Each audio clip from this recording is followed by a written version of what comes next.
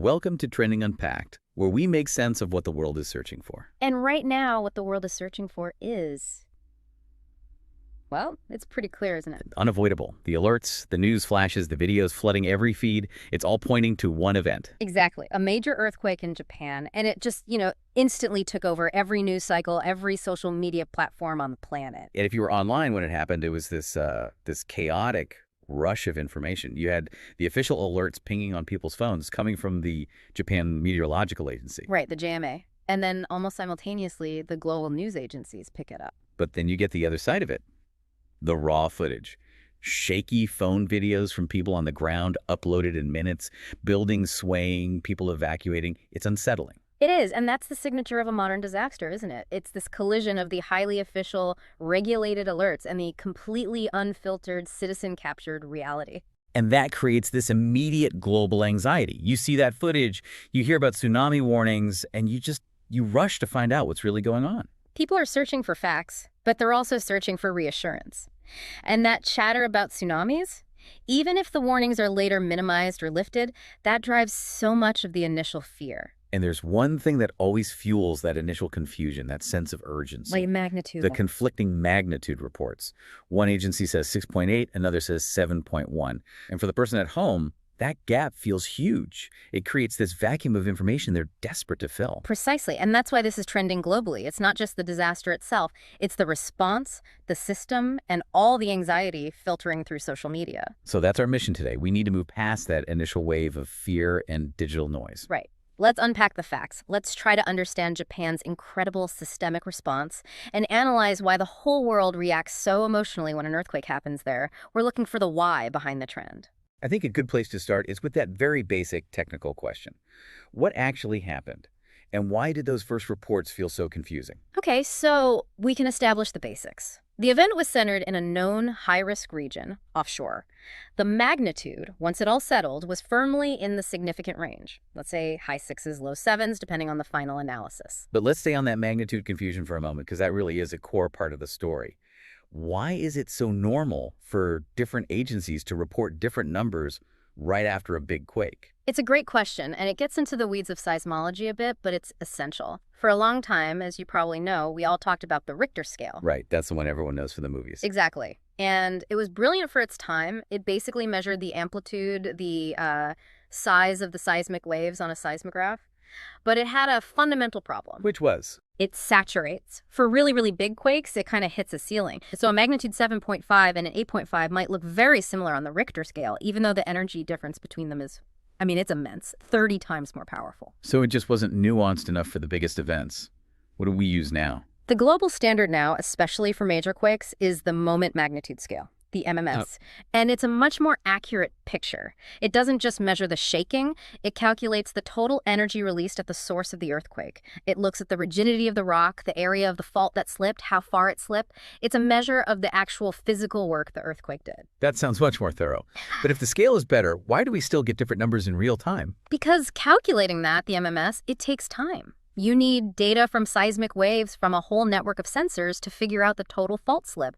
And different agencies, the USGS in the States, the JMA in Japan, they have different networks, different algorithms, and crucially, different priorities right in those first few seconds. A trade-off, then.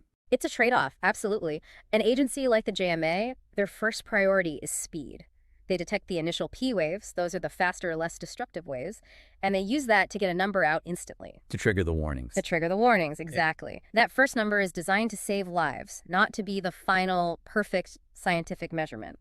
Another agency might be taking a few more seconds to analyze the slower, more destructive S waves, which gives a more precise figure, but it's slightly delayed. So when we see a 6.8 and a 7.1 top up at the same time, we're really just seeing geology being processed by different technologies under incredible time pressure. That's a perfect way to put it. And the other critical piece of this puzzle is where it happened, the location. It was offshore, which immediately brings up the tsunami risk. Immediately. It's the geographic destiny of Japan. The country sits at the meeting point of four massive tectonic plates. The Pacific Plate, the Philippine Sea Plate, the Eurasian, the North American. It's the most seismically active place on Earth. All that grinding and pushing and slipping. It's a constant slow-motion collision.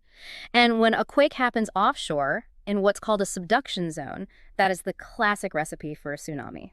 Explain that mechanism. Why is a subduction zone quake so much more dangerous in that respect? It's about the physics. A subduction zone is where a dense oceanic plate is diving, or subducting, underneath a lighter continental plate. As it goes down, it drags the edge of the top plate with it, building up a huge amount of strain, like bending a ruler. Okay, I can picture that. And when that strain is finally released in an earthquake, the seafloor doesn't just move side to side, it snaps back vertically. A huge section of the ocean floor can be thrust upwards or downwards by several meters in an instant. It's like a giant piston in the water. Exactly, a massive underwater piston. And that vertical displacement shoves a whole column of water miles wide upwards. That energy then propagates across the ocean as a tsunami wave. That physical mechanism is why the JMA issued those tsunami advisories instantly. So they don't wait to see if a wave forms. The seismic data alone is enough to trigger the sirens. You can't wait. By the time you see the wave, it's too late. The potential is inherent in the location and the type of quake. So significant magnitude, offshore location, high tsunami risk. The crisis is real. Which brings us to the response. This is why the world watches Japan with this mix of awe and anxiety, what you called its immediate response machine. And it truly is a machine, one that's been built and refined over decades, often through terrible tragedy. And the heart of that machine is the Earthquake Early Warning System, the EEW. Walk us through that. How does it possibly get a warning out before the shaking starts? It's a brilliant exploitation of physics. Earthquakes generate different types of waves. The first to arrive are the primary waves, or P waves. They travel super fast, maybe 5 to 8 kilometers a second. They're compressional waves, so you might feel them as a little jolt, but they're not the really destructive ones. Okay, so the system detects that first, less dangerous wave. Correct. Japan is covered in a dense network of thousands of seismometers. They detect that P wave, and algorithms instantly triangulate the epicenter, estimate the magnitude, and this is the crucial part, calculate the time until the arrival of the destructive S waves. The secondary waves. The secondary or shear waves. They're slower, but they carry the violent side-to-side shaking that brings down buildings. So within seconds of that first P-wave detection, the EEW blasts out simultaneous alerts to mobile phones, to TV broadcasters, even to automated industrial controls. And those few seconds can be revolutionary. Talk about the infrastructure. What happens automatically? This is the part that is just astonishing. Think about the Shinkansen, the bullet trains. They're moving at, 300 kilometers per hour. A massive amount of momentum. A terrifying amount. Those few seconds of warning are enough for the system to automatically cut power and engage the emergency brakes. The train operator doesn't have to do a thing. The system hits the brakes before the violent S-waves even reach the train's location. And just slowing it down, even a little, dramatically reduces the risk of a catastrophic derailment. It's a direct intervention. It saves lives. We see the same thing happen with elevators in tall buildings. They're programmed to stop at the nearest floor and open the doors. Gas mains can be automatically shut off to prevent fires. It's engineering on a national scale. What about the government's role in this? We see those JMA press conferences pop up almost immediately. That's a core part of the protocol, designed to control the narrative with facts. The JMA is the single source of truth. The government is mandated to hold press conferences within hours, sometimes minutes. They convey verified information, manage the tsunami protocols, and, very importantly, they tell the public to expect aftershocks. They manage expectations. Yes, it's about preempting panic and fighting the misinformation that always floods these events. That transparency and speed builds a huge amount of social trust in the system. You mentioned the sirens for the tsunami warnings. Even if the wave turns out to be small, the warning still goes out. That feels like a very deliberate, better safe than sorry strategy. It is, 100%. The decision to issue a warning isn't based on knowing the final wave height. It's based on the seismic data showing that vertical seafloor movement, that piston effect has happened. The sirens go off because you simply cannot afford to be wrong. The cost of a false alarm is a little inconvenience. The cost of a delayed warning is, well, we saw in 2011, water is often the biggest killer. Beyond the immediate shaking, there are the inevitable secondary impacts. Power outages, water disruptions. Of course, even with the world's best engineering, intense shaking is going to cause localized failures. A pipe will burst, a power line will snap. The key difference in Japan is how quickly these things are usually contained and prioritized for repair. But the real lingering danger in the short term is the aftershocks. Right. Explain the difference for someone who might not know. What's an aftershock versus just another earthquake? The main quake is the primary release of stress along a fault line, but that massive rupture doesn't just neatly settle everything. It redistributes all that stress to other nearby faults, or to different parts of the same fault. So a major quake is almost always followed by a sequence, a cluster of smaller quakes. And these can go on for a while. For days, weeks, even months. And an aftershock that's a magnitude 4 or 5 might not sound like much, but it can be incredibly dangerous because it's hitting structures that are already weakened and compromised by the main jolt. So the danger isn't over when the big shaking stops. Not at all. That expectation of aftershocks informs everything that happens next. How rescue teams operate, how they assess buildings, and the warnings given to the public. This whole system, this entire response, it's all built on a deep, deep historical context. We know Japan sits on these tectonic plates, but how have specific past disasters really forged this modern system? Preparedness isn't an abstract concept there. It's a direct lesson learned from tragedy again and again. You can trace the evolution of their response through their major historical quakes. Let's start with one of the earliest foundational disasters. You have to go back to the 1923 Great Kanto earthquake. It absolutely leveled Tokyo and Yokohama. And the lesson from that was that fire, spreading through wooden houses, was a far greater killer than the initial collapse of buildings. That disaster led to the first real modern urban planning, building with less flammable materials and creating fire breaks. Okay, so that's the early 20th century. Fast forward to the modern era, the 1995 Kobe earthquake. The Great Hanshin earthquake. That was another watershed moment. It struck directly beneath a huge modern city, and it exposed two critical vulnerabilities. First, older infrastructure. Elevated highways famously collapsed. Older buildings that weren't up to the newest codes failed. And the second vulnerability. A failure of coordination. The initial government response was seen as slow and disjointed. That led to a massive nationwide reform of emergency management. It standardized communication protocols, making the kind of swift, centralized response we see from the JMA today possible. And then, of course, there's the one that casts a shadow over everything, the 2011 Tushoku quake. That event changed everything, not just for Japan, but for the entire world. It was a paradigm shift. It showed that a tsunami could be far, far larger than any of the defensive seawalls were designed for. And of course, it led to the nuclear disaster at Fukushima. Chuchoku redefined the worst-case scenario for a modern, technologically advanced nation. And all of these lessons are literally built into the country now in the form of some of the world's strictest building codes. What does that actually look like in a skyscraper in Tokyo?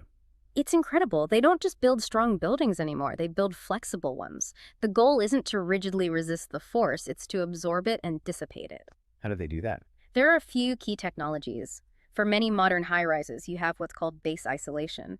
The entire building essentially sits on a set of flexible bearings or pads, like giant rubber hockey pucks. It decouples the building from the ground's motion. The ground shakes violently, but much less of that energy is transferred up into the structure itself. So the building kind of floats on top of the quake. In a way, yes. And then inside the buildings, especially the super talls, you have dampers. We hear about those a lot. What are they? Think of them as giant shock absorbers. Sometimes it's a huge, heavy pendulum, a tuned mass damper hanging near the top of the building. When the building starts to sway one way, this massive weight swings in the opposite direction, canceling out the motion. So when we see those viral videos of skyscrapers swaying dramatically, that's not a sign of failure. In most cases, it is the absolute sign of success. The building is performing exactly as designed. It's bending so it doesn't break. That terrifying sway is what's keeping it standing and keeping the people inside safe. Which is a crucial point that gets lost in the initial chaos online. Those early misinformation patterns, the scary footage. People don't make that distinction between movement and imminent collapse. Not at all. And you'll see old footage, maybe from 2011 or even from a different country's earthquake, get recirculated as if it's from this event. It creates a sense of destruction that might not reflect the reality on the ground, precisely because these modern engineering systems worked. It forces everyone, from the public to the media, to constantly be fact-checking. Okay, so that gives us the physical reality. A serious event, but one met by a system designed for this exact scenario. A response machine running on historical trauma and brilliant engineering. So if the physical response is that well drilled, how does the digital world handle the anxiety? Let's move into that. The internet theories, the cultural interpretations, because this is where the human psychology of the event really plays out. This is where it explodes from a news story into a true global trending topic. We enter the digital echo chamber, TikTok, X, Instagram.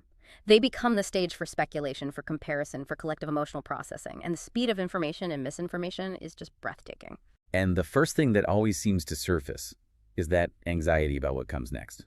The bigger one theory. It's completely unavoidable. People have a correct, if basic, understanding that tectonic pressure builds and releases. So the immediate online speculation is, was this it? Or was this just a foreshock for an even bigger one? The fear is that this quake didn't release enough strain, but actually just made a larger nearby fault more unstable. People are trying to find a pattern in what is, in the short term, a pretty chaotic and unpredictable process. Exactly. And you'll see these armchair geologists pop up, posting very simplified or just plain wrong diagrams of plate movement saying, because this one happened here, the pressure is now building on Tokyo. It trends because it gives people a false sense of being able to predict the unpredictable. And with any major disaster, you also get the more fringe theories. Yeah. The conspiracy chatter. It's a sad but predictable part of the cycle. You see mentions of earthquake lights, which are a real, though poorly understood, phenomenon, but then it quickly veers into more nefarious stuff. The usual suspects, I imagine. The usual suspects. You'll always see mentions of HAARP, the research facility in Alaska, being blamed for weaponizing the weather or tectonics. It sounds absurd, but it speaks to a very human need to attribute a terrifying, random, natural event to some kind of controllable, human-led cause. It's a coping mechanism for helplessness. But the much more dominant and emotionally resonant trend we see is what you call the shadow of 2011. This is the absolute bedrock of the international reaction. No matter the actual severity of this quake, people online are immediately comparing it to the 2011 Toshoku disaster. Because that was a globally televised trauma. It was. It set the modern benchmark for a seismic tsunami catastrophe. So because of that powerful recent memory, any new earthquake in Japan automatically feels, in the public imagination, exponentially more dangerous than it might actually be. And that emotional comparison must drive so much of the search traffic, especially from people with connections to Japan. Oh, absolutely. The emotional reactions from the Japanese diaspora, from tourists who are there, from expats living in Tokyo or Osaka. The news becomes immediately personal and visceral. Their first searches, for loved ones, for safety updates, for travel advisories. That personal concern amplifies the topic's global reach and drives the search volume through the roof. But it's not all anxiety and speculation. There's a really strong counter-narrative that always trends too, the praise for preparedness. This one is fascinating. It's a direct reaction to the footage. People see the shaking, but then they see the aftermath. And what they comment on is the discipline, the incredible disaster readiness. They see people evacuating calmly, they see organized teams moving in, and they see the infrastructure, for the most part, holding up. Which leads to this global commentary on Japan's cultural approach to a crisis. Exactly. The world watches the calm, factual media reporting, the disciplined behavior of citizens, the speed of official communication, and they interpret it as a kind of fundamental cultural resilience. It reinforces this idea that true preparedness isn't just about concrete and steel. It's about education, social cohesion, and a collective understanding of risk. Okay, so we've covered the physics, the engineering, and the sociology of this. Let's try to bring it all together in our analysis. We need to reinforce why this is inevitable for Japan and what really happens next. Right. We have to start with the tectonic engine. It's not just that Japan is near a plate boundary. It is the result of multiple plate boundaries smashing together. The Pacific plate is diving under Japan at a rate of several centimeters a year. That's about the speed your fingernails grow. It's a relentless, unstoppable process. The country is literally being squeezed and folded by these immense geological forces. Then that geometry, as you said, makes those offshore subduction zones the primary cause of tsunami risk. That is the single most important takeaway on the science front. The vertical snapback of the seafloor. When the JMA issues a warning, they are reacting to the calculation that this massive upward thrust of water has already begun. Understanding that is key to understanding why coastal evacuation is so critical and non-negotiable. And given that the risk is inherent and inevitable, that's what makes the power of preparedness so vital. It's a complete system. It's a multi-layered shield. It goes so far beyond just strong buildings. It's the building codes, yes. But it's also the constant comprehensive public education that starts in kindergarten with disaster drills. It's the advanced early warning systems. You can have the safest building in the world, but if people inside don't know to drop, cover, and hold on, the engineering advantage is reduced. The education and the engineering have to work together. And let's just revisit the role of that EEW system, because those seconds really are the difference between life and death. They are statistical lifesavers. That tiny gap between the harmless P wave and the destructive S wave is used for three critical things at once. 1, automated shutdowns of trains, gas lines, elevators. 2, a nationwide alert that gives people time to take cover. And 3, it tells emergency services where the shaking is about to be worse so they can pre-position resources. It turns a potential catastrophe into a managed crisis. So the immediate shaking is over, but the response is really just beginning. There's a pretty rigid timeline for what happens in the aftermath. Let's talk about the 72-hour rule. Right. The first 72 hours are universally seen as the critical window for saving lives. The priority is not rebuilding, it's search and rescue and securing the area. What are the core actions that the government and emergency services take in that period? First and foremost is continuous aftershock monitoring. They are tracking every single tremor to see if the fault is stabilizing or if there's a risk of another major quake. That data is crucial for the safety of rescue teams going into damaged buildings. Then the physical assessment on the ground. That's the rapid damage assessment. They need to know immediately.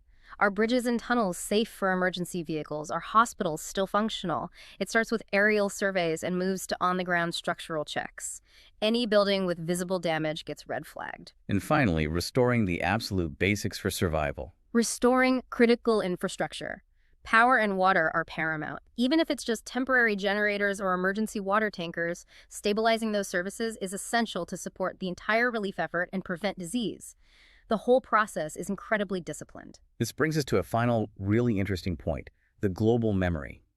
Why does the world react so differently to an earthquake in Japan compared to, say, one in California or Turkey? It's entirely because of the 2011 filter. Global audiences are processing this event through the powerful, anxiety-inducing memory of Tohoku. Intellectually, people know Japan is the most prepared nation on Earth. But emotionally, the baseline for what's possible is still the apocalyptic scale of the devastation we all witnessed back then. So it's this cognitive dissonance. We know they're resilient, but we fear a repeat of the ultimate worst-case scenario. Precisely. And that deeply influences the media coverage. It elevates the event from a local disaster to a moment of global anxiety about the limits of human ingenuity against the power of nature. And as we said, the sheer number of travelers and expats there means millions of people around the world have a direct personal connection, which keeps it trending. So after looking at the science, the incredible response, the cultural discipline, and the digital reaction, what's the final thought you want to leave us with? I think it's the realization that living in a place like Japan requires this constant minute-by-minute calculus of risk. It's a continuous balancing act. Maintaining infrastructure that costs billions, enforcing building codes that are complex and expensive, and relentlessly educating the public to live with an inevitable threat. The danger is always there. What changes is the collective ability to anticipate it, absorb the shock, and begin to recover almost instantly. That state of permanent, high-stakes readiness, that's the real story here. A constant negotiation with the planet itself. That is a powerful place to end. It really is. In our next episode, we shift from seismic science to Hollywood buzz as the Golden Globe nominations 2026 spark massive online debate. We'll unpack the surprises, snubs, and storylines everyone's talking about.